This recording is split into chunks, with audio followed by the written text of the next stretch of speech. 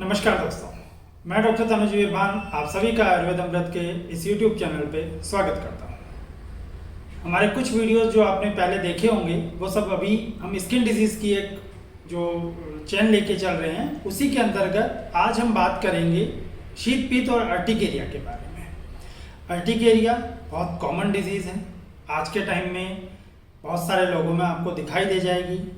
Normal language में या अगर ग्रामीण भाषा में अगर हम इसको बोले तो पित्ती उछलना बोला जाता है।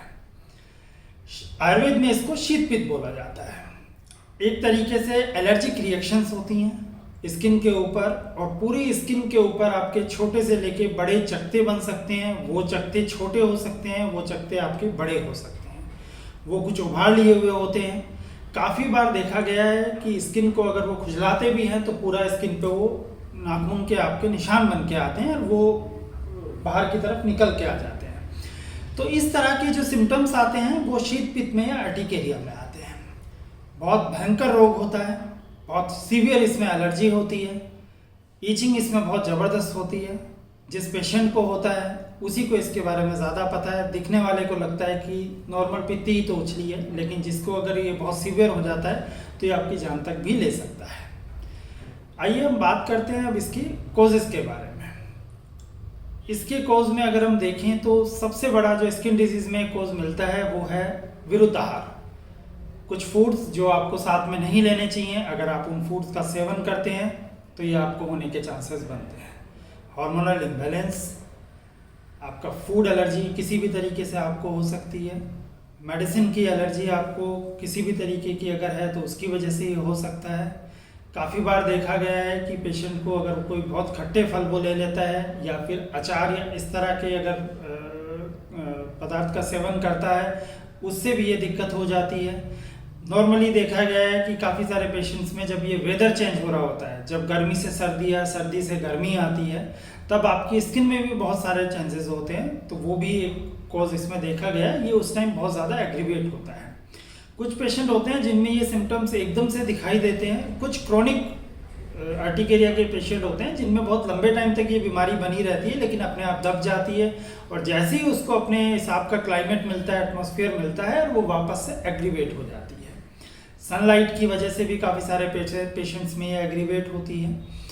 काफ़ी सारे बच्चों में देखा गया है अगर पेट में कीड़े हैं तो उसकी वजह से भी अर्टिकेरिया शीत पित्त होने के चांसेस होते हैं। इमोशनल फैक्टर में भी इसमें बहुत बड़ा एक पाया जाता है। क्लॉथ की एलर्जी किसी किसी पेशेंट्स में होती है तो उसकी वजह से भी ये होता है। ये बहुत सारे कॉजेज़ हैं जिनकी वजह से शीत पित्त होने के आपके शरीर में कारण बनते हैं। अब हम इसके सिम्टम के बारे में जिस तरीके से हमने बात की थी, मैंने आपको बताया था कि रेड कलर के इस पे चकत्ते बनते हैं और वो छोटे से बड़े हो जाते हैं और साथ में सीवियर ईचिंग होती है। ये चकत्ते आपके मुंह पे, शरीर के किसी भी हिस्से पे हो सकते हैं। काफ़ी बार तो स्कल्प तक भी ये इफेक्टेड कर देते हैं और वहाँ पे पूरा आपका सूजन की तरीके से आपको महसूस होता है। अब हम बात करते हैं इसके ट्रीटमेंट की। देखिए, इसका ट्रीटमेंट सबसे पहले तो जो ऊपर मैंने कुछ कॉजेज़ आपको बताए, जो इसके कारण बताए हैं, तो निदान परिवर्जन आयुर्वेद में बोला गया है। मतलब आप उसके जो भी कॉज है आप उनको छोड़िए, आप उनसे बचिए, तो सबसे अच्छा ट्रीटमेंट तो एक यही होता है।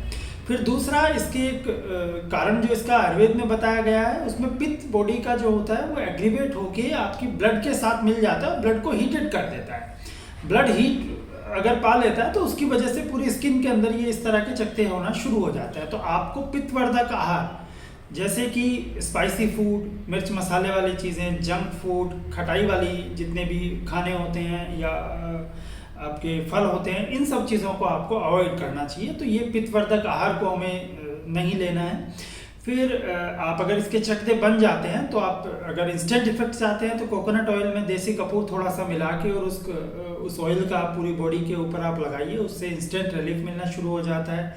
कोल्ड कंप्रेशन, आप अगर बर्फ़ का अगर सेक करेंगे उस जगह पे तो भी वो जो दिक्कत होती है आपकी, वो जो चकत्ते होते हैं वो काफ़ी हद तक दब जाते हैं। एलोवेरा का आप इस पे जेल लगा सकते हैं, उससे भी ठंडक मिलती है और वो चकत्ते धीरे धीरे दबना शुरू हो जाते हैं।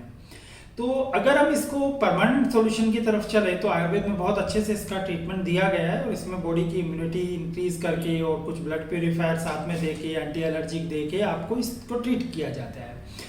हल्दी का इसमें बहुत बड़ा रोल है। आप रोज़ हल्दी इसके पेशेंट अगर लेंगे तो कुछ टाइम में उसका इम्प्रूवमेंट पेशेंट को दिखना शुरू हो जाता है। आप सुबह सुबह आधा चम्मच ज़रूर एक हल्दी का लिया करें।